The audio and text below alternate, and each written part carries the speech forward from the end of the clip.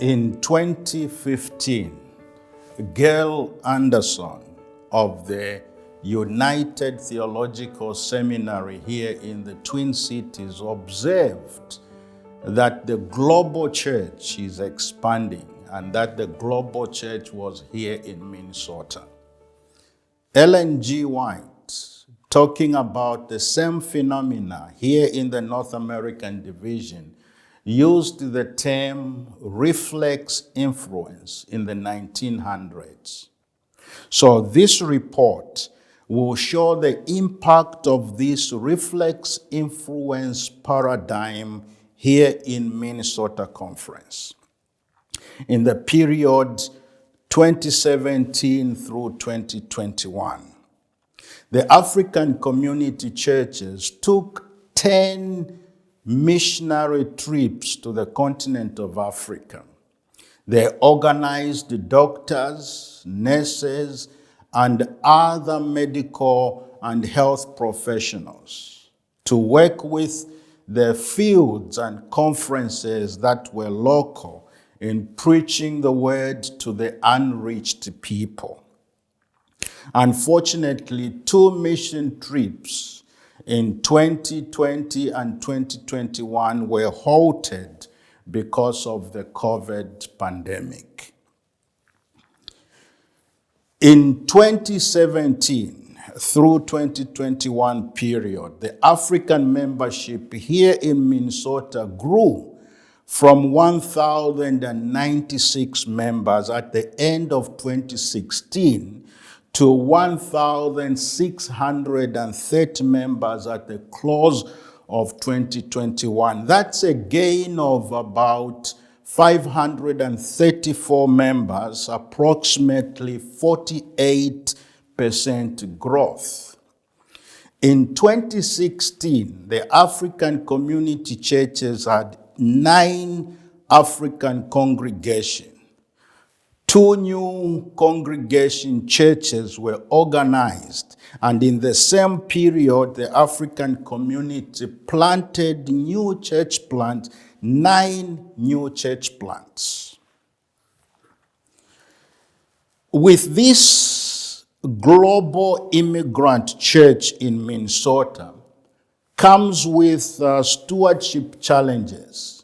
So the African ministry engaged the African churches in stewardship seminars. In 2016, the African tithe to the Minnesota Conference was 628,000 plus. By 2021, the African tithe to the Minnesota Conference was 1,145,000 plus, an increase of about 516,000. Now, it must be noted that in the COVID years, we crossed the $1 million mark. In our 5-year plan that ended in 2020, the plan called for a church building project. The target was to build or buy 3 churches. So we engaged the congregation to make sure that the financial requirements were understood. And we thank the Lord that we were able to buy 3 church buildings: the Oromo Church, the Faith Church International, and Maranatha Church.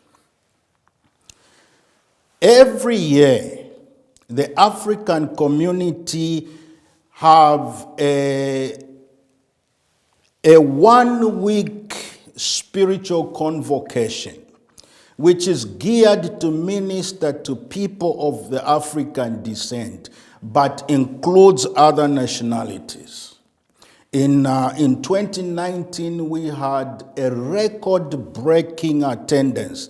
We had 2,916 people attend on Sabbath, and 17 people were baptized. This is the largest annual gathering of Adventist African immigrants in our union. Unfortunately, in 2020, the camp meeting was cancelled. And 2021, we only had a virtual camp meeting with a speaker broadcasting to us from South Africa. We have experienced the challenges and opportunities. In 2017, the African-born pastors asked the question, what is going on within the African immigrant value system, impacting the community to bring about such a high rate of separation and divorce? After dialogue, we adopted the strategy. We agreed that we will have an annual African couple marriage retreat, which would provide intense family preservation lessons and help families resolve conflict and improve their parenting skill. In 2020, a new issue came up and a new strategy was adopted to focus on mental health, especially for our youth and young adults.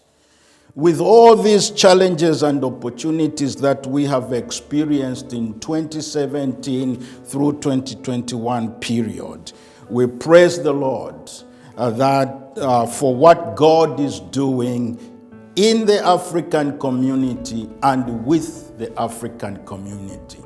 We thank God for his work among his people.